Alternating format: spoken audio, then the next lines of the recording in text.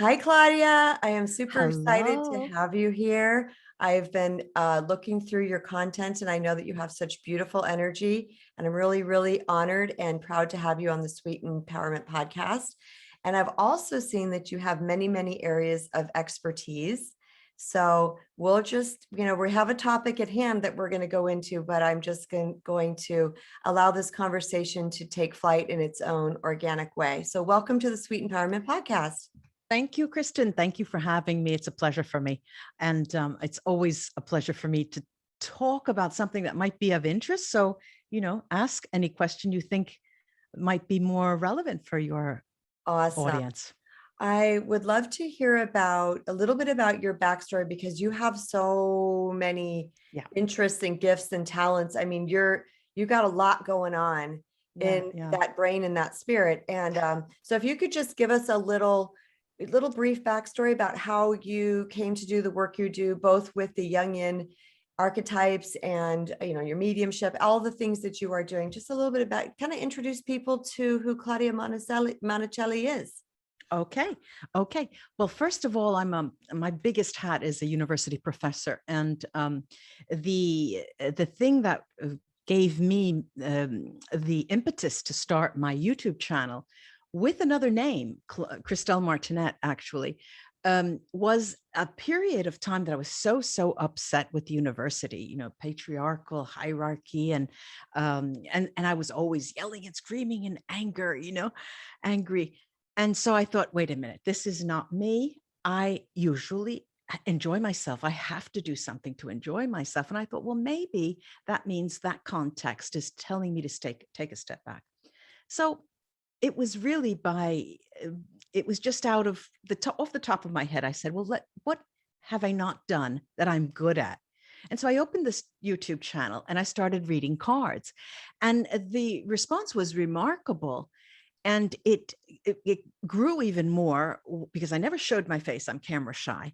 And yes, I'm very camera shy, even to take pictures.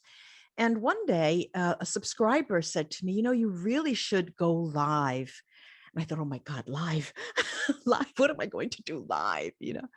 And so I did. And that's when my subscribers started adding up. And I guess they liked the personal touch, putting a face to the Yeah. voice, Yes. Yes, yes. And then, well, one thing led to another. And I'm also a clinical hypnotherapist. And so, with the idea of past lives incorporated in my soul work, because I'm a soul therapist, I'm clarifying myself, I'm distinguishing myself as a soul therapist. I love that. It What a is, great term. it's one of the best services that I have. And I love it's that. one of the most efficient and effective and sought after. Past life regression is also something else. It depends on what the person is looking for and how they react. And what I like about both of them, past life regression, PLR, and the soul therapy, is that it's quite different from a psychotherapy session where you talk about yourself and it goes back and forth and back and forth and in time. Psychotherapy is one thing, but past life regression, I find it takes 2 sessions, tops 3 sessions, for the person to come to understand by themselves what their issues are. For example, I'll give you an example. There was a woman, a client of mine, who had issues with her father, and they just never talked and never spoke and never spoke and never spoke. We did a first session, and she almost got close to somewhere in her past lives where she recognized a man. There was no face and she didn't put a name on it. And that's when we closed the session. It lasted about 70 minutes.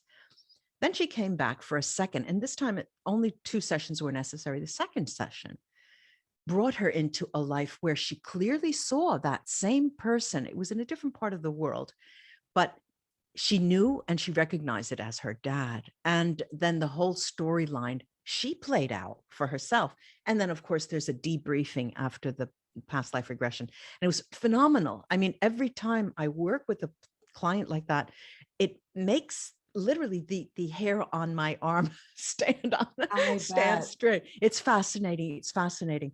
And so let's say that on my journey towards going towards a pleasurable life and doing things that I enjoy, it Mhm. started with this situation that was temporarily negative. I needed some kind of motivation.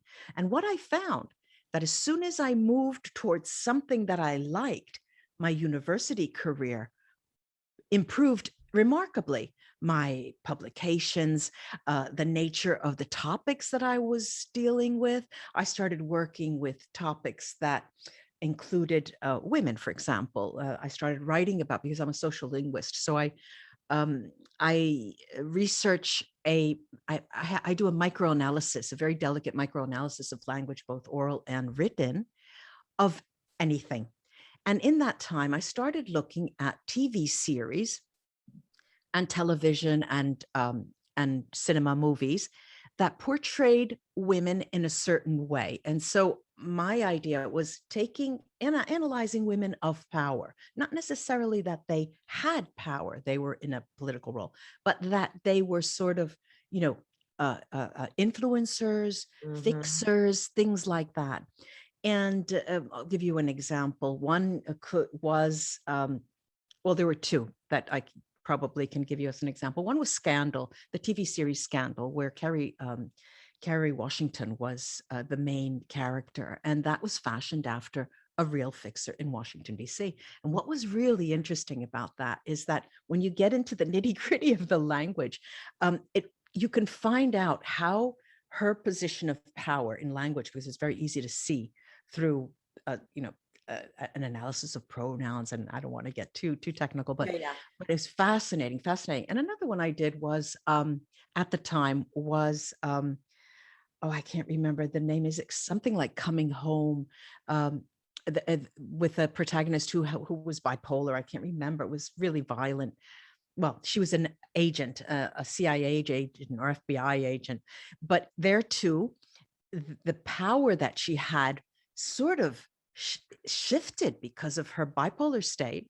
She was always moved away from when they depicted her as being a powerless character.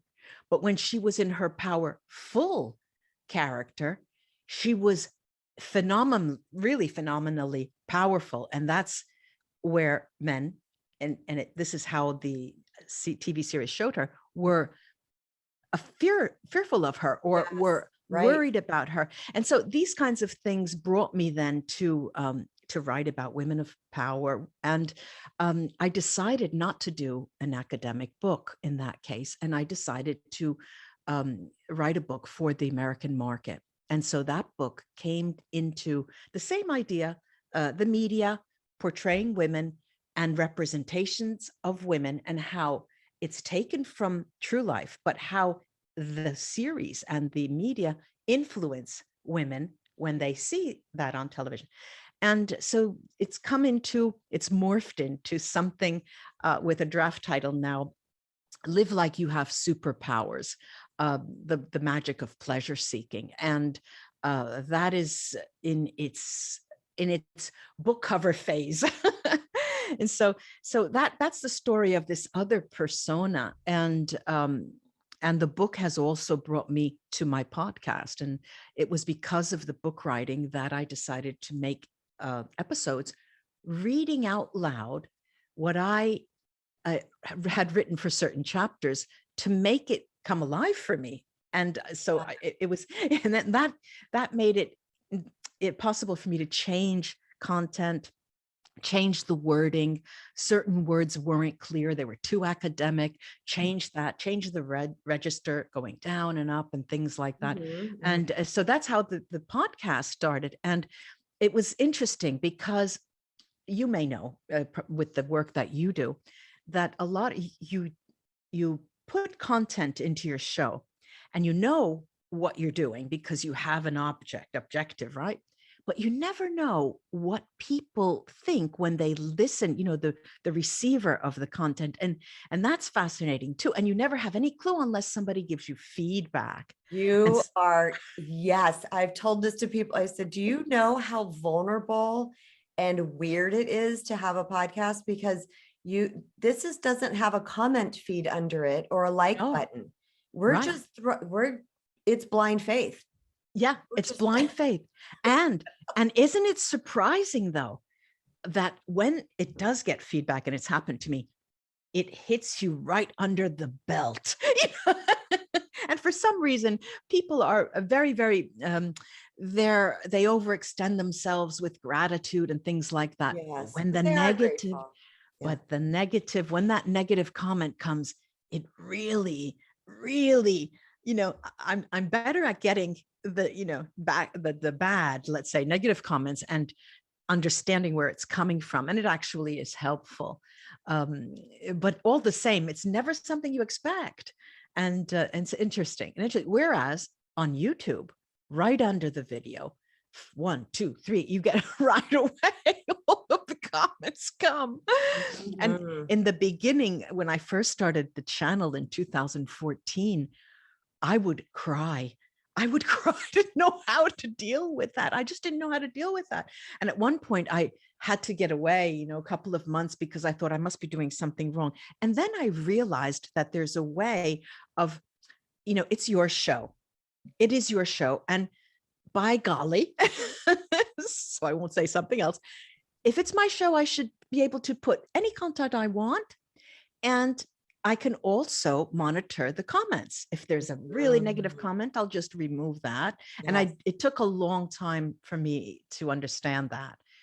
You live and learn, I guess, Well, you brought up something that I think is really relevant. There's a couple things that I want to say. First is that number one, that I'm watching this timeline of your life, and that in and of itself is very inspirational, because I see a woman who literally follows her inspiration. She goes from, now, this is interesting to me. This is interesting. And you followed your inspiration and have made just so much impact on so many people on so many different areas and levels. I mean, how fun is that? Yeah. And I have to say, I'll jump into what you're saying. At the university and at a national level here in Italy, I have reached very high levels in ministries, president cabinets, not only as an interpreter, because my job as a professor is teaching conference interpreting. So simultaneous interpreting, you put the earphones on, you hear a language, and then you pronounce the language. I've been doing that for many, many years, professionally and as a professor. But having done that all, and still feeling so, it's terrible, still feeling that something's missing. It had to be really, it came out of my gut. It came out of my soul. This is enough. And it's not that I stopped doing everything that I did, but that's business as usual. Okay. I'm good at it. It's been many years. Okay, I'll do that. But this is a different ball game, it's a different thing. And one You're other being thing, pulled like viscerally into a different area. Like and I love that you heeded the call. I mean, because many people can ignore that, Well, yes, but everything comes at a cost. We have to say that, and we're not children. We know that. And when you put yourself out there, of course, you're going to get criticized in any way.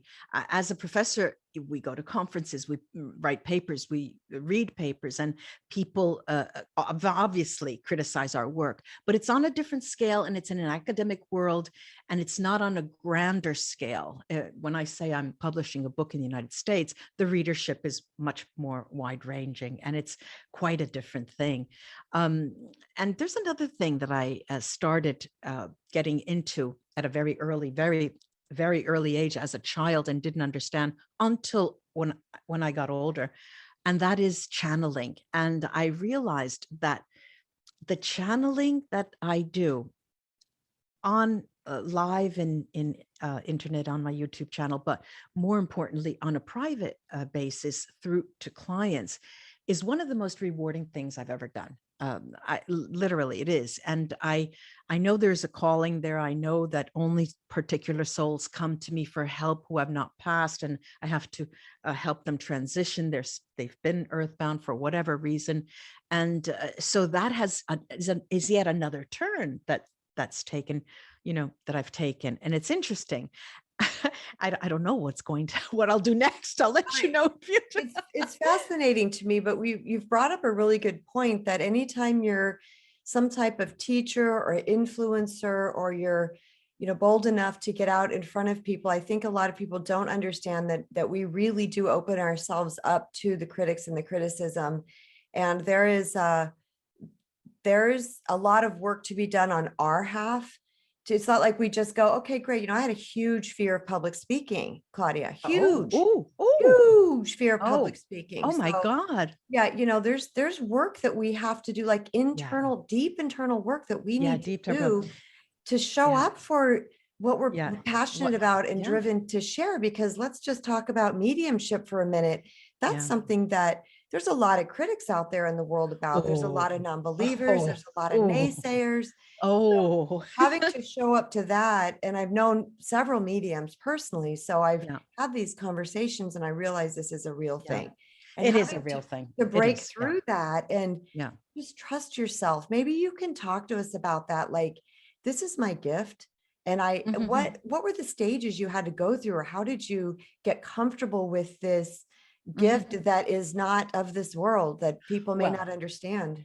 I started first and foremost with private clients through my YouTube, through my website, not in YouTube publicly, and not let's say not advertising it either, because it was a very, like you say, I mean, we get a bad name, and I mean, people hate mediums. We're always being tested. It's terrible. But the way I did it was through private clients. And then when I saw that it was the way I did it, I became more comfortable with it. And why I say more comfortable, it's this. There are a few ways that mediumship is done, carried out. And just two I'll talk about. One is in a deep trance. And that occurs when a person, the medium, isolates herself or himself to the point of completely taking over the persona or the energy that is being channeled, to the point at times, not always, but at times, they assume the visual connotations, that the features and the voice of that person. Now you can understand that in a trance of that nature, that day you can cross it off your list. You need a break, and you don't do anything else. And the other way, and the way I do it, because I've always done it this way, is light trance state, which means you go in and out of the trance on a light basis, listening to the spirit, and then relaying. And it goes back and forth and back and forth, because what I've learned is that when a person wants to interact, they want to stop and talk to the spirit instead of receiving all of the message all at once. Because, for example, the person passed away before my client was able to see them, or there was something in the will that just wasn't right, and the family members are arguing, and so they want clues and things like that. And so this, or they were murdered or something, I'm sure. Oh yes. There's Some things. Answers. Yes. Oh yeah. The surprises that come up are incredible there. And so that's how I do it. And I'll tell you why I do it like that, because it most closely mirrors the profession that I have always carried out, for years and years and years and years, as an interpreter with the earphones. You listen and then you speak. you listen and then you speak. So I was so used to working like that, Yes. that's the way I worked. And of course, there is always a bit of interpretation because the sounds are muffled, because the energy at times goes in and out. It's not very clear. And but it's fascinating. It's fascinating. And I no longer have to, shut my microphone off and then go have a drink after because I'm dead. No, it's easy. My energy is, I know how to save my energy, to cleanse my energy before and after. I call it psychic hygiene, that before and Love after. that. Yeah, Psychic yeah. hygiene. Hygiene, yeah. Now, those were Yeah. two of the ways. You said there was a couple other ways too of mediumship. Would you just touch on those briefly? Well, the other way is other couple of ways are this: when the person just is quiet, completely quiet, maybe seemingly outwardly to people in front of them, they're closed and they're meditating. Then they stop, and then they relay as in a paragraph. They would say, well, they just told me to tell you that this, and you might want to try. So it's a three-way conversation. First, the person speaks. It's not more simultaneous, but more consecutive, let's say, like that. Yes, And I've seen that. yeah, and another way that I found that I've seen people work, I don't subscribe to it and I don't like it, is that they take questions, and it's never done a tu per tu, they say in Italian, vis-a-vis. It's never done in front of the person, the client, but they take note, they send it in an email, or they record the message in a video that they send the client. So that is much more difficult for a client or a person who has paid for a service to believe you, or to even intervene, to ask any questions. And see, that's but I've seen people do that. You touched on something so important, and I feel like as a coach, coach is just such a bland word, really. Yeah. I channel spirit as I'm talking to clients. I get intuitive messages. Mm. I call Good it for an you. energy reader. I've Good coined for you. that term because Yes. I didn't know what else to call it. I can read people's energy, and I see behind the scenes. I can see, like most people see this in a person. I see 4 steps back. My girlfriend says that you always see behind, like what's happening behind, which I think makes me an effective coach because I know where to go. Yes. But you talked about energy, and there's something different when you open yourself up to this type of reading of spirit. I don't know what we want to call this. Yeah. That there is you become an open vessel, and it is very easily to be drained.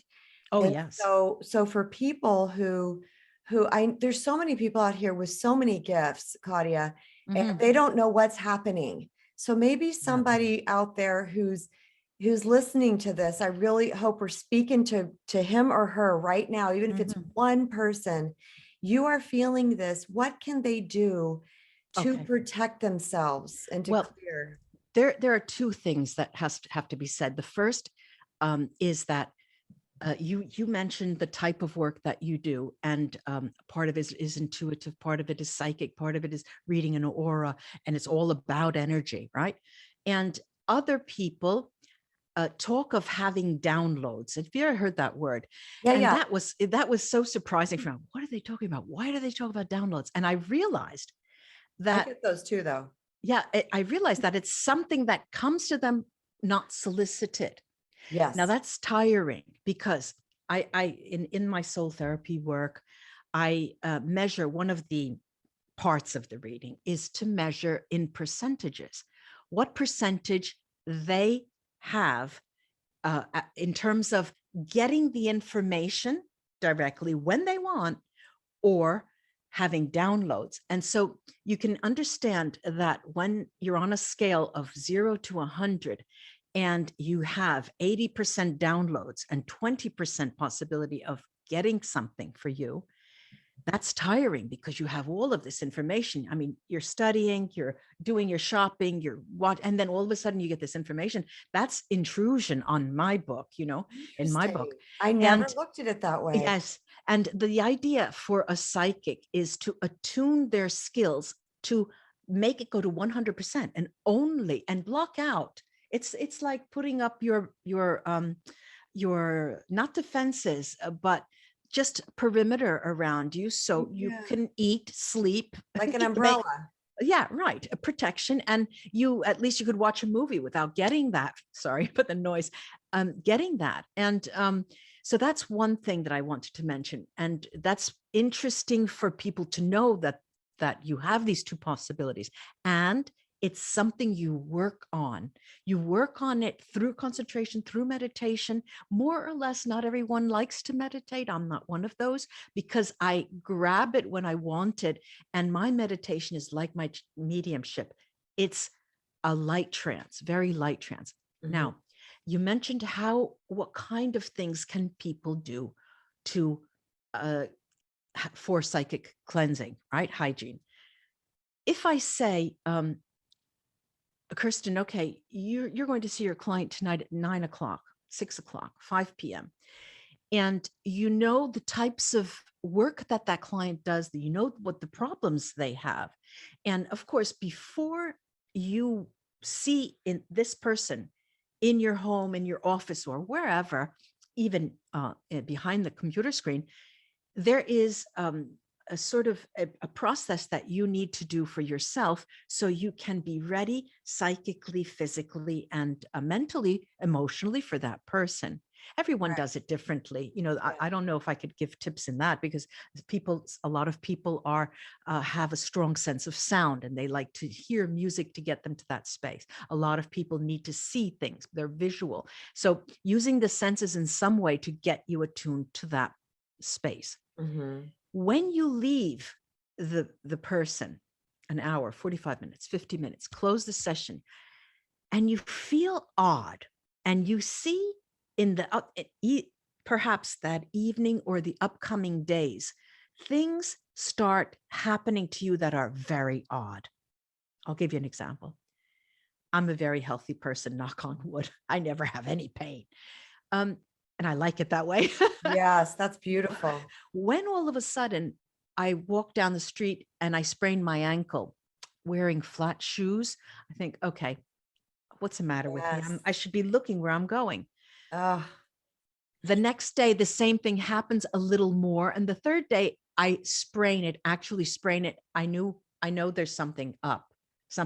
Come home, bump my head on the cupboards that are open. I yes. mean, very odd things. Then you know that something is up. And that's when you really need a heavy duty cleanse. And I do it, but I have other people to help me out with that mutual exchange. Yes. There you have to understand what is happening and what exactly is it happening. Is it energy that comes from that person who could be a carrier, just like in a viral situation, they don't test positive, but negative, but are carriers, or if it originates with that person. But you think, why is that important? It is important because to clear the energy, you have to know how to do it and how far back to do it. And why is the psychic attack coming to you? If it's from that person, there must be a reason. So it's a long story, but to make it short, one of the things that you can do, there, like everyone has read about and heard about, the saging. I don't like saging because I don't like to keep the smell in my home for that It does long. smell, doesn't it? I like to spray olive oil scents. I tell people, because I think to me, sage smells like marijuana, right? Yeah, So I tell people, I'm like, okay, I just saged. I didn't have like 20 bongs before you got here, because the house will smell for like a day. I know, a day, more than a day. And it gets all over the furniture, Yeah.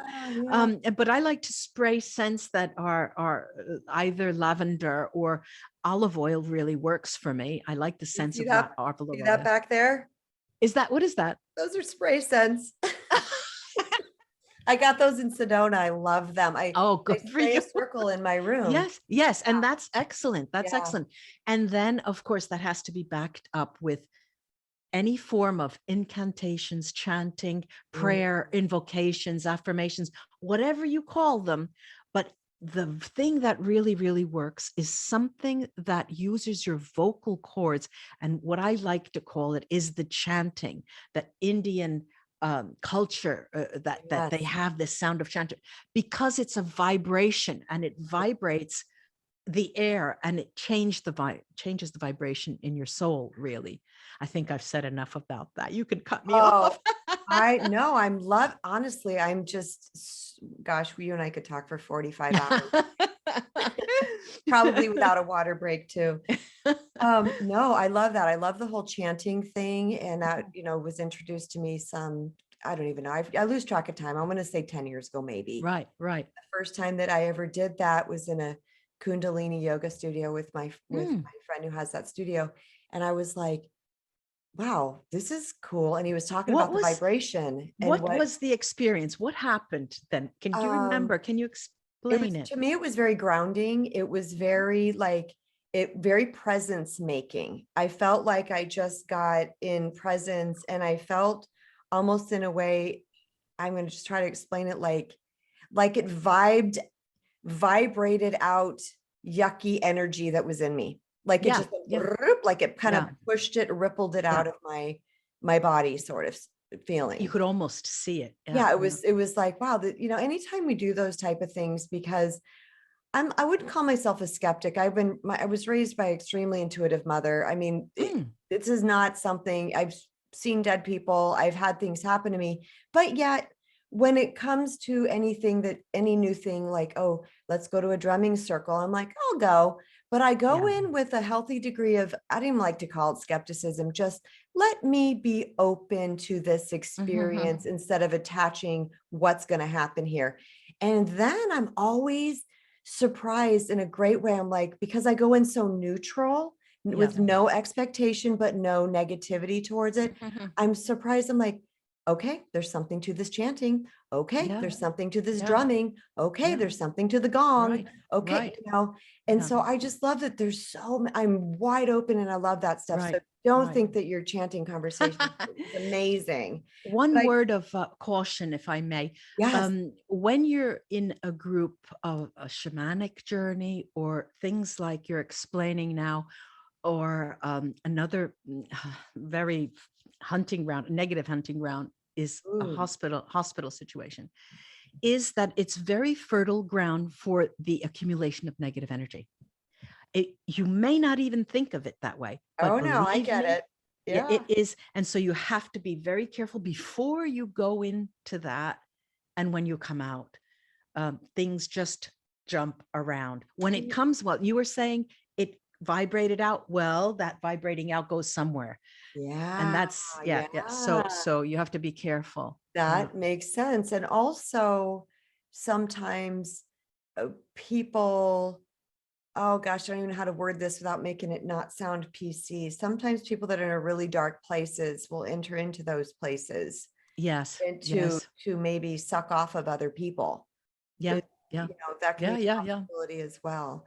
Yeah. You talked about a psychic attack, and Yes. I would love the definition of what that means. Like, what do you expand on that, please? Well, the psychic attack is something that includes and is limited to really all forms of negative energy.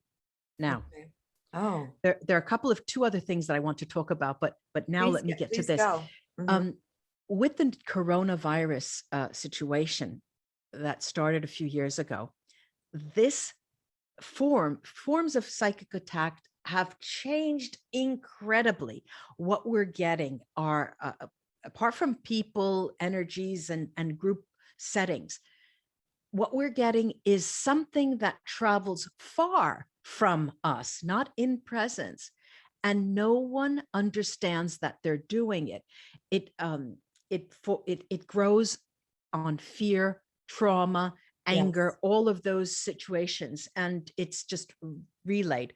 The attack is real, and you feel it almost immediately. You can feel it almost immediately, and it's usually physical.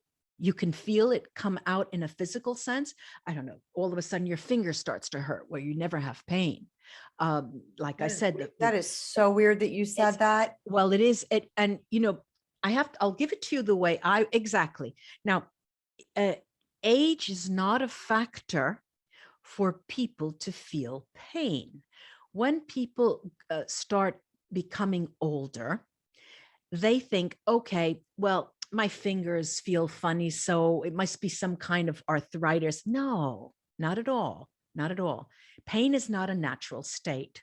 And you might think, well, we have to die from something. Of course.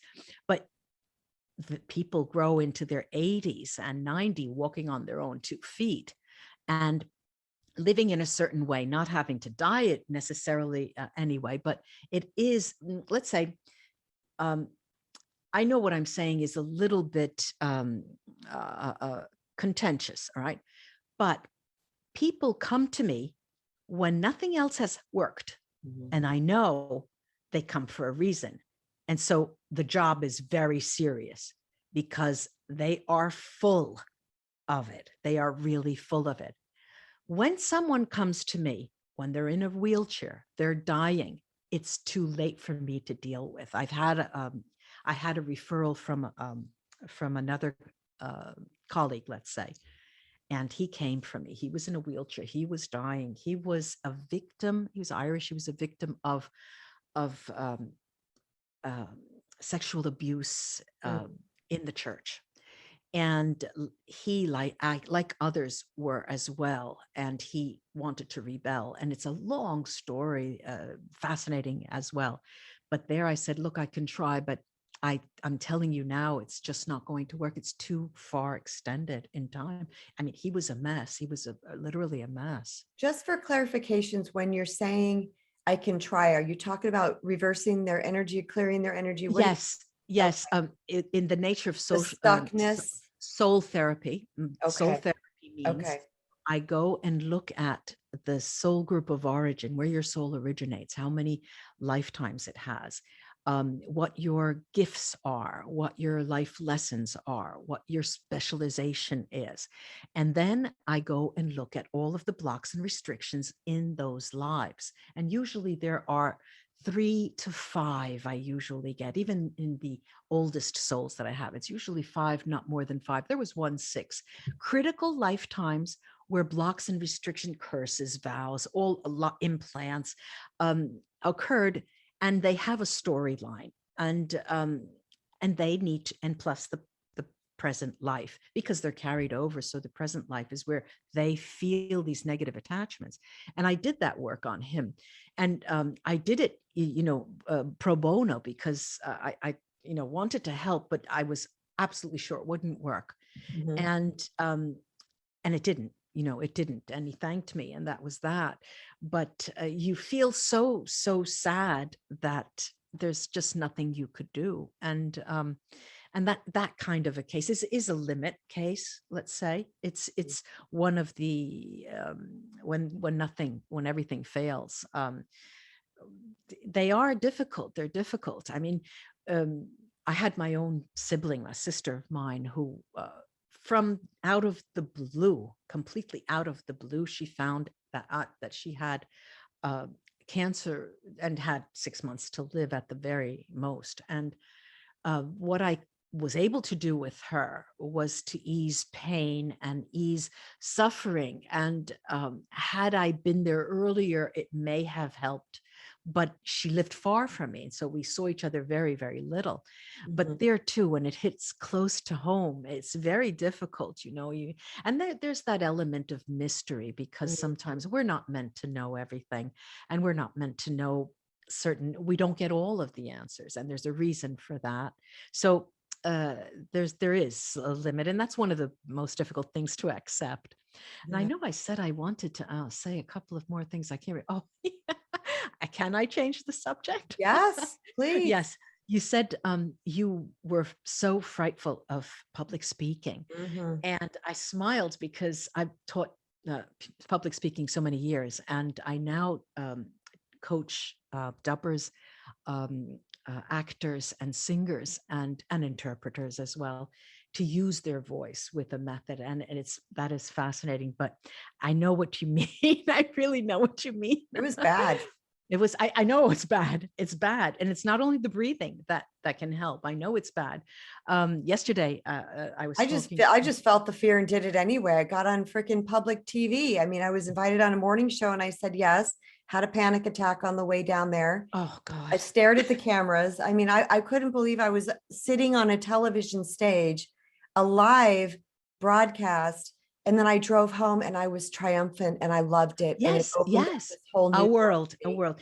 And usually it's the first three words. When the first few words come out, then you're okay. Then you're okay.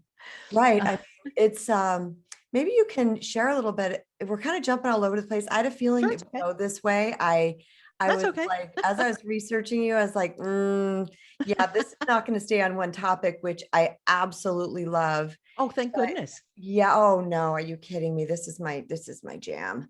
Oh, So good.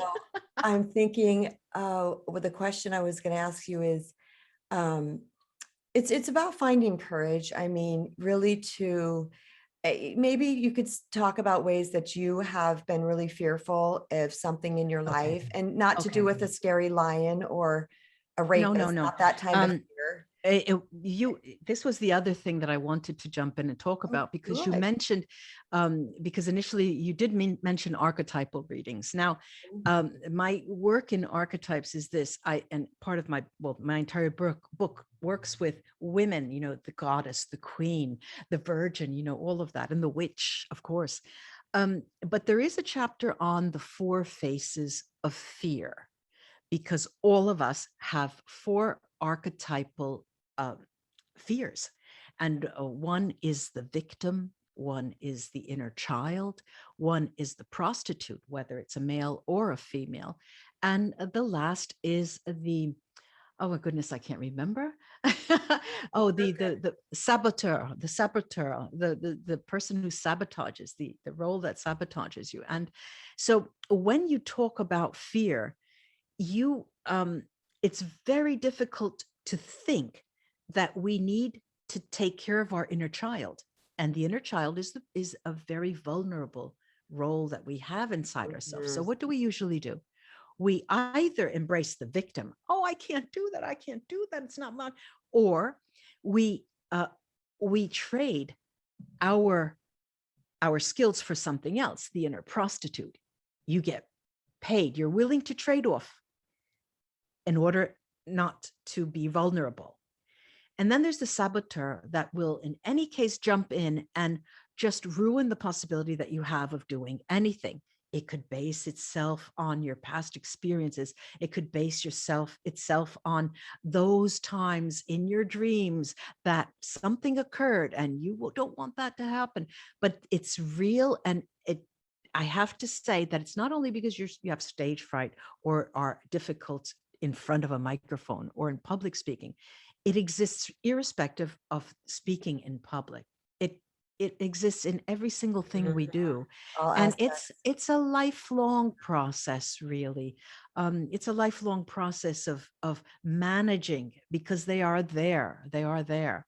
And well, all the types of archetypes and talk about archetypes are so fascinating, because Well, let's just jump in there real quick because okay, of, okay. There's a let's just say what they, sure. where Okay. they were Well, birthed and what they are, and give a little definition. okay. I know you All right. studied So, this deeply. well, Carl Jung was the psychologist who started, I guess he was the first who started talking about archetypes. And a student of his called James Hillman branched off and worked with archetypal psychology. And he also went on to be the first director of the Jung Institute in Zurich. Now, what I like about archetypes is that I don't have to tell you anything else, but just say, boy, today I really feel like a witch, or I was the victim in the room, or I was a goddess. I just walked into that room. Every time I use an archetype, it is very easy to understand. I'm going to give you an example, a couple of examples. Let's talk about relationships, right? Whether they're mother, daughter, husband, wife, woman to woman, man to man, a relationship. I always take it as having a male side and a female side, because we all Yes. embrace sides. All right. Now, in a recent study that I did, over 100 couples, people wrote me their issues. They wrote to me, look, I'm having issues with my mom. All right.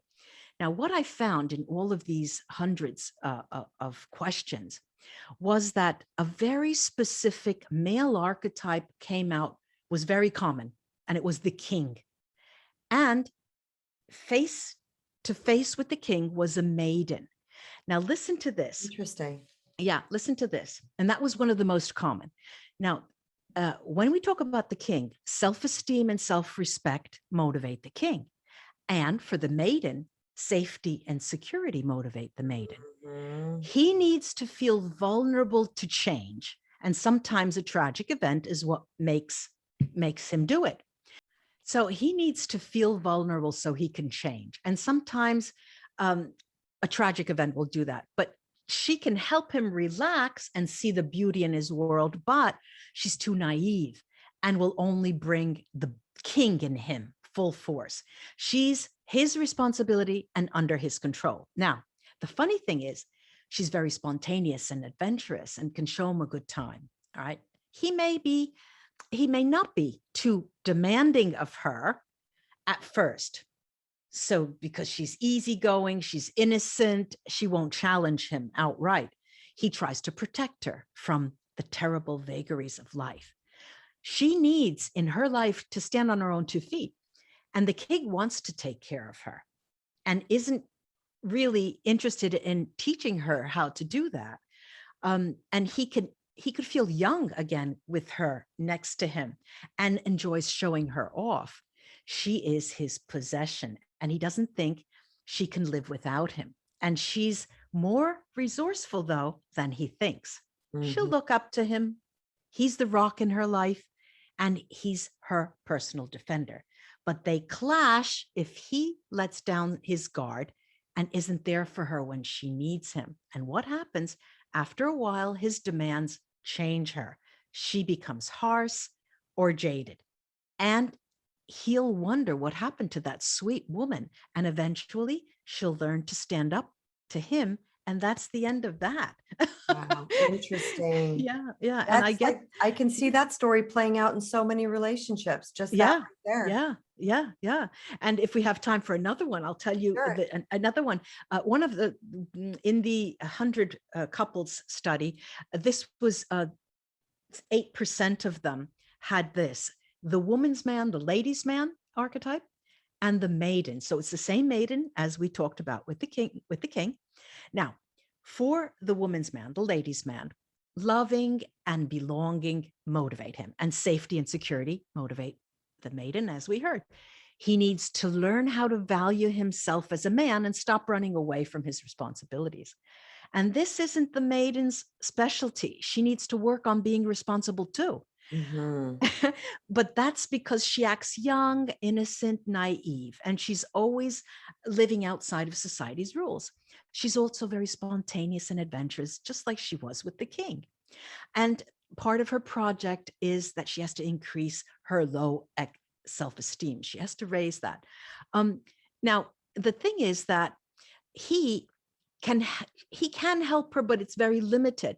She has to learn to stand on her own 2 feet. But the ladies' man can help her with this and encourage her to be independent and telling her how many good qualities she has. And he's a real self-esteem booster.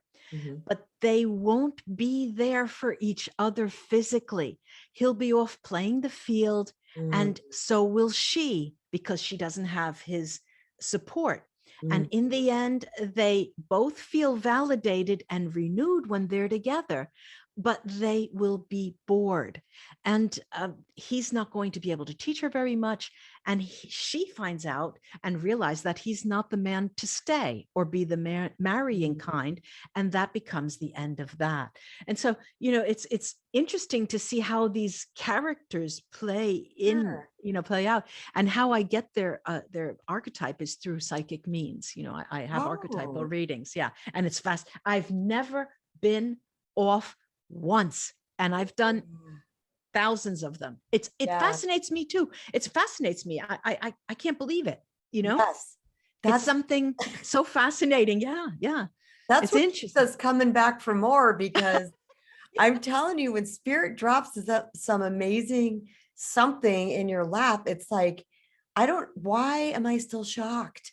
Why am I still astounded? But I am. I'm like, wow, that's so cool. And that's just this little extent that I do it. The extent that you're Yeah. doing it is like through all kinds of other means. Like, it is literally your all day long work every day, Yeah.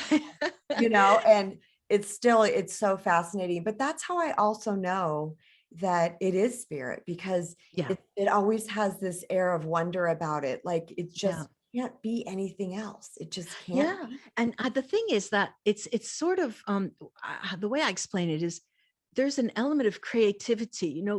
When I wake up, I have this thing, this air about me, and it makes me think of, I know I have homework, I know I have work, but there's got to be something else. There's something else. And that renews my spirit, and that's why I keep doing it, because there's so much to learn, and so So much to much. so much. And you look back and you think, wow, that's true. And you go back and see your own experience. I should have known that. I should have thought about that then, Yeah. Yeah. And I Yeah. think looking at life with wonder like that, Mhm. that's to me very invigorating, and keeps me excited, just knowing that I know so little. Ah, There's so much more to know. And I'm just like, I and know, but every person that comes into my, like, as I started out the top of this conversation with, girlfriend, you've got this amazing well, backstory. wait a Let me minute. dig into all that coolness. Remember that price I said there's always a price to pay. That's true. Yeah. Well, I've been a victim of fraud. People, I Yes. have this Pollyanna look about me, this Pollyanna syndrome where everything is beautiful, ga, and I have to be on my guard for that. But when your nature is in a certain way, you just hope for the best. But Yes. I've been taken for a ride several Oh, yeah. times. Yeah. Yes. Yeah. Well, what can you do? Chalk it up to experience, You can. turn And the page. we need those experiences. But Yeah. before we close up, I just Mhm. want to, which I don't want to close up, but That's we're sweet going to of you. keep this in the time frame and be respectful of everyone's Hmm. time. Just real quick, can you list off the 12 archetypes? And then I have one question regarding the archetypes. Hmm. Well, they are not 12. That's Oh, the there's not 12. surprise. No, no, no, no, no. Remember, I said after the coronavirus, everything has changed in terms of energy. Well, since the beginning of time and in the evolution of time, we have seen the different archetypal figures. For example, there is a queen. A queen is always a queen, is always a queen. But there is the wicked queen. There is the emboldened queen. There's so many different kinds of queens, and anything you can see on television, there's one of that. There's the housewife, typical Mm, housewives. There is the battered woman. There is the cruel mother. There's so many. These are the females, and of course, for males, there are many different as well. So mhm. it's just not never ending. And the thing Yes, is makes sense. that it's hard. What I do when I work, I create a matrix, say with rows and columns, and with all different groups of archetypes, and I psychically get the information for certain people. And I do it in 4 steps. One is a basic overall archetype for that person. They're in everyday life. Another is the archetype that is more prominent when they are pushing the envelope, when they are in a situation of adventure or sexual prowess. Let's say that. How are they in the bedroom? Another is in the boardroom. And, so I have these different scenarios, and then I create a reading for them. And each of them are different. And it's amazing to see how let's say an executive changes into a messiah in the bedroom, and he's drawn to a femme fatale. I mean, it's fascinating. It's Yes, fascinating. yes. Yeah. So I wasn't able to answer your question, or else we'd really go No, beyond that the. makes sense to me. There's just layers. I mean, and that Yeah, makes yeah. perfect sense that there's so many different types under one umbrella. Yeah, Like you were yeah, saying, yeah. that's awesome. So my question is, if someone finds that they fall under a certain archetype, I love that you just said that he could change in the bedroom to a different archetype. Mhm. However, if someone is like typically in their life, let's just say a king, because that's the first thing that comes into my mind, or the maiden, the first two things you brought up. Is a person forever king, forever a maiden? Or can, is there shifting and growing happening there? Okay, so I mentioned the book that I have in my hands now, which is the power of the magic of pleasure seeking. Live like you have superpowers. There, I work with archetypes and superpowers that every woman has. It's geared toward women mainly, but the idea is also can be also adopted to man. Um, if I am working in an environment, let's take the working environment is easier to talk about. A male, a king, okay. Um, he has a negotiating table with an international counterpart. He has a meeting from the CEO from a multinational in Switzerland. They're meeting in New York. He's in Colorado or something like that. And so it's neutral territory. He's the king. He knows his adversary. It's not an adversary. He knows what the other guy is like. He's an executive. He's not a king. A king has a reign and he manages. The executive has financial power and executive power and moves mountains where the king does not. Mm. The king has a hierarchical level of underlings, and the executive keeps them more on a vertical plane and empowering them with work so their work feeds into him. So they're in two different lanes there. And if he knows that the executive nature, he can learn to act as an executive to be able to speak the same language. And this is what I deal with in my book as well, because when you want something, when you have to it's about power and how you wield power and how you show it and hide it when you need to. And so let's say going from the boardroom to the bedroom, if you have a sexual prowess that is, let's say, I don't know how to say this without being off of a certain register, but let's say that your nature, your sexual nature makes you be more of a dominating woman, right? And you gravitate toward men or women who are not that, who are the opposite. But there is also the case in what we would call a switch relationship. You like to be domineering, but then you like to be more slave-like. You can only pair with another person who has those similar characteristics. Right. Unless you know what their characteristics are like, and then you can adapt yourself to it if you want. And there too, there's always that price to pay. Yeah. But we could go on, Kristen. I know we could. That's just, I can't wait to re-listen to this episode because this is wonderful. And I love your energy. You are a Oh, delight, Miss Claudia. Such a that's so delight. sweet. That's such a sweet thing to We would be say. hanging out if I lived in Rome. So Good. let's I just hope you like wine. let's just talk real quick. Just talk about what services do you offer and where Okay. people can get in contact with you. I have two websites. One is my author, I was going to say my author archetype, a website, which is my name, claudiamonacelli.com. And that's where I talk about my writing and my oral communication experiences and my movement, the work that I do as a voice coach. And then there's another website and YouTube channel. My website is christelmartinet.com. I guess you can put this in the description of the podcast. I will, for sure. Where and my YouTube channel is Christelle Martinet, aka Claudia Monacelli, if you want to see the type of things that I do. The services are on my website, and there's a service page that's very clear. And that's a lot of fun. It's easy to contact me. Yeah. That's wonderful. Are you on Instagram and Facebook? Yes, Instagram. Instagram, it's Christelle Martinet.